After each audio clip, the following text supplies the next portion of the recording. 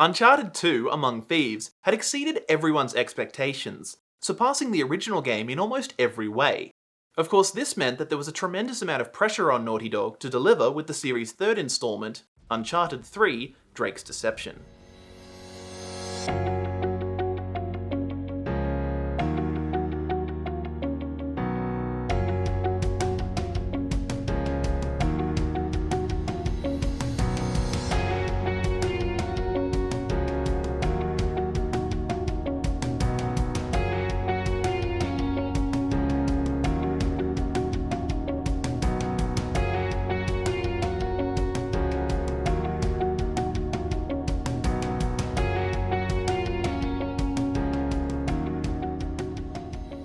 In order to meet fans' expectations, Naughty Dog set out to deliver the biggest Uncharted game yet.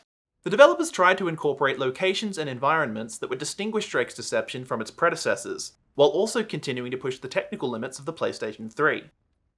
Before we continue, be warned this video will include spoilers. Drake's Deception is essentially divided into two halves. Apart from the game's antagonists, the only characters who appear in both halves are Nathan Drake and Victor Sullivan. As I mentioned in my review of Uncharted Drake's Fortune, this game really delves into the relationship between Nate and Sully. In fact, an extended flashback sequence reveals how the pair first met. My friends call me Sully. Nathan Drake. This younger version of Nate is played by Billy Unger, who does an impressive job capturing Nolan North's mannerisms. Young Nate's outfit is highly reminiscent of the character's original design for Drake's Fortune. This sequence also revisits Nate's connection to Sir Francis Drake. Suppose you tell me what's so special about that ring. It belongs in my family. I'm just taking it back. Passed down from Francis Drake himself. That's right.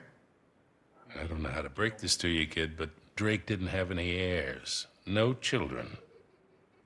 Well, not with his wife back in England, anyway. Okay, good point. Nate's family heritage would be further explored in the following game. Drake's Deception introduces another of Nate's associates, Charlie Cutter, played by Graham McTavish, who previously played Lazarevich in Among Thieves. In contrast to McTavish's previous role, Cutter is actually quite a likable character. Could have pulled a couple of those punches, Charlie. What do you mean? I hardly touched you. You headbutted me. All right. I got a little swept up in the moment. Despite his tough appearance, Cutter suffers from claustrophobia. Come on, Charlie, what's the holdup? Yeah. All right. It'll all be over soon. It'll all be over soon. That's it. Oh, that wasn't too bad. Chloe Fraser makes a welcome return, accompanying Nate, Sully, and Cutter during the first half of the game. In comparison to Among Thieves, Chloe isn't given a lot to do, but it is nice to see her working alongside Nate again. Neither Chloe nor Cutter appear in the second half of the game. At least Sully reappeared at the end of Among Thieves. Instead, Chapter 10 reintroduces Elena Fisher. Unfortunately, her role in this game is more limited. Sometime after the events of Among Thieves, Nate and Elena got married. However, the couple have since separated, and it's heavily implied that Nate's fear of commitment is to blame. Because of this, their arc in Drake's Deception does feel a little repetitive. That said, there is a greater sense of intimacy and vulnerability between Nate and Elena in this game. Once again, I have to credit Nolan North and Emily Rose for really selling this relationship. Drake's Deception strives to be more emotionally grounded. I've had you back for 20 years. I'm not going anywhere. Obviously. I just want to make sure we're doing this for the right reasons. You got your pride all tangled up in this thing. It's making you reckless. I taught you better than that. Throughout the game, it's strongly implied that Nate's gung-ho attitude is going to get Sully killed. I'm just worried. I can take care of myself, all right? I'm not talking about you. What, Sully? He would go to the ends of the earth for you, Nate. Just don't ask him to. This heavy-handed foreshadowing had me all but convinced Sully was going to die. Sure enough, the game's penultimate chapter appeared to confirm my fears. Now that's a hell of a thing.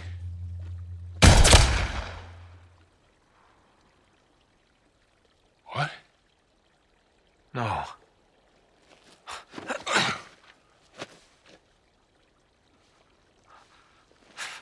No. Please. Sully. However, to my genuine confusion and relief, this whole sequence was actually a hallucination. I saw them shoot you. Right after the eclipse. What? What eclipse? Look, kid, you went nuts right after you drank from that fountain. It's the water. That's what destroyed the city. Not the wrath of God.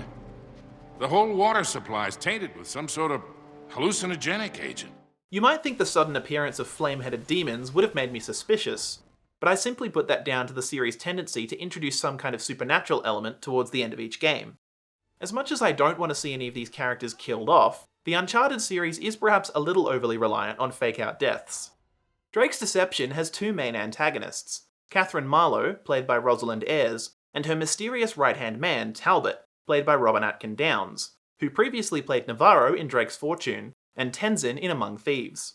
Marlowe is the head of a secret order, established by Queen Elizabeth I in the 16th century. While she herself doesn't pose a physical threat, Marlowe can be quite manipulative. For instance, after capturing Nate in Chapter 11, she psychologically toys with him, revealing several pieces of information about his past. Mother commits suicide. Father surrenders son to the state at the age of 5. Entrusted to the St. Francis Boys' Home. It's also Dickensian. Of course, there is one piece of Nate's history she fails to mention, but again, this would be further explored in the following game. Marlowe's death at the end of the game reminds me of Gollum from The Lord of the Rings. Naughty Dog specifically created Talbot to be the antithesis of Nate, his equal and opposite. To be honest, I mostly find him annoying. Personally, I think Harry Flynn was a better foil for Nate. Throughout the game, Talbot appears to exhibit a number of seemingly supernatural abilities that are never explained. He's gone. How in the world? Drake's Deception takes place about a year after the events of Among Thieves. Unlike previous games, the story highlights two historical figures, T.E. Lawrence, better known as Lawrence of Arabia, and Nate's alleged ancestor, Francis Drake. After 2 decades, Nate finally confirms his theory that during his circumnavigation of the globe from 1577 to 1580, Drake was on a secret mission for Elizabeth I. With a little help from Lawrence, this trail leads him and Sully to the Atlantis of the Sands. See, after the war, Lawrence said that if he were ever to go back to Arabia, it would be to search for this place he called the Atlantis of the Sands. Now, the legend crops up over and over again under different names. Ubar, Aram of the Pillars, the City of Brass. But the story is always the same. Oh, city of immeasurable wealth, destroyed by God for its arrogance, swallowed forever in the sands of the Rubel Khali Desert. Drake's Deception bears more than a few similarities to Indiana Jones and the Last Crusade. For instance, both titles are the third installment in their respective franchise. Both feature flashbacks to their respective protagonists' childhood, both feature clues hidden in the tomb of a crusader, and both culminate in a secret desert location. Finally, both titles could have been the final installment in their respective franchise, yet neither ultimately was. The Bedouins who helped Nate are also reminiscent of the Magi from The Mummy and The Mummy Returns. Drake's Deception contains 22 chapters. As you would expect, this is easily the best looking of the first 3 games. The level design is more expansive to encourage exploration. However, this can sometimes make it unclear where to go. While the game still includes plenty of climbing, the developers were self-aware enough to include this joke. That's blocked. Wait, we can get around this way. Yeah, right. Or we could just use a little muscle. Oh, there's a thought. Unfortunately, the gameplay, while largely the same as Among Thieves, is at times less streamlined. The shootouts can become frustrating, as enemies seem to have absolutely no situational awareness, continuing to attack at the expense of self-preservation. However, a welcome addition to this game is the ability to throw grenades back. For some reason, this feature wasn't included in subsequent games. The puzzle solving is more challenging, requiring the player to pay closer attention. This game also places greater emphasis on hand-to-hand combat. While this initially feels fresh, it does become tedious facing off against large, muscular enemies. Drake's Deception features some of the series' most iconic set pieces. One sequence people often highlight is the sinking cruise ship. However, while the scale of this section is undeniably impressive, I've always found this side quest with the pirates to be a rather pointless detour, as, unlike Nate, I never believed they actually had Sully, even during my first playthrough. You never had him, did you? Of course not. I lied. These 4 chapters are noticeably disconnected from the rest of the narrative. Unfortunately, this problem is somewhat emblematic of Drake's deception as a whole. The game can feel disjointed. Characters make questionable decisions for the sake of narrative convenience, and the story feels slightly unfinished. The ending is pretty abrupt, resulting in the destruction of another lost city. However, the final scene between Nate, Sully, and Elena is genuinely one of my favourite moments in the entire series. I'm really sorry about your ring. Yeah, it's alright. I swapped it for something better.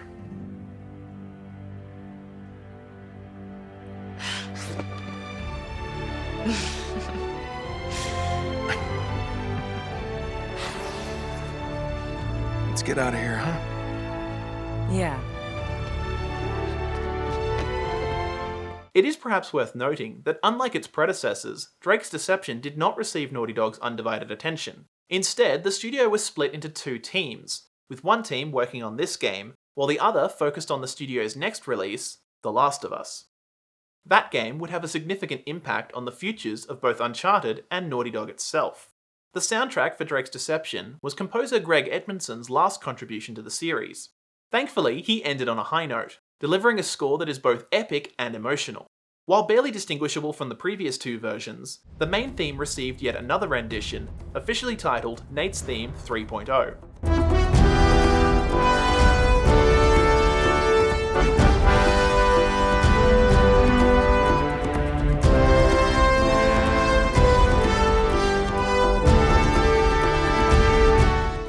This version was used for all 3 games in the PS4 remaster, Uncharted: The Nathan Drake Collection. Drake's Deception wasn't the only Uncharted game released in 2011. Uncharted: Golden Abyss was developed by Bend Studio as a launch title for the PlayStation Vita. While most regions had to wait until February 2012, the game was released in Japan in December 2011, alongside the Vita itself. Golden Abyss serves as a prequel to Drake's Fortune, making it the earliest game in the series chronologically. Given that I don't own a PS Vita, I haven't actually played it. However, if you'd like to see me cover this game in its own video, let me know in the comments. Uncharted 3: Drake's Deception takes some big swings. The game definitely has its flaws, however it does succeed in adding greater depth to its characters, at least the heroes, while delivering a truly cinematic experience.